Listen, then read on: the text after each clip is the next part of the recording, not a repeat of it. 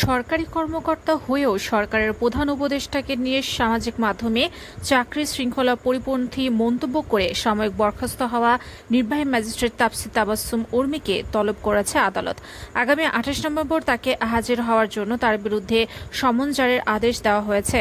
মঙ্গলবার ঢাকার chief metropolitan magistrate আদালতের ম্যাজিস্ট্রেট জাকির হোসেন এই নির্দেশ দিয়েছেন।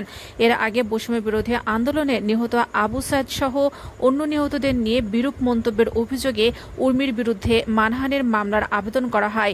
বাদী হয়ে আবেদনটি করেন গণ অধিকার পরিষদের উচ্চতর পরিষদ সদস্য ও গণমাধ্যম সমন্বয়ক আবু হানিফ। আদালত বাদীর জবানবন্দি রেকর্ড শেষে পরে আদেশ দেন। আদেশে আদালত বলেন, মামলার বাদী বৈষম্য বিরোধী ছাত্র আন্দোলনে সক্রিয়ভাবে অংশ নেওয়া তিনি ১১ দিন কারাভোগ করেন। মামলার নথিপত্র তথ্য পর্যালোচনা করে দেখা যায়, আসামি তাপসী তাবাসসুম বৈষম্য বিরোধী ছাত্র আন্দোলনের শহীদ আবু সাইদকে নিয়ে চরম অবমাননাকর কটূক্তি করেছেন।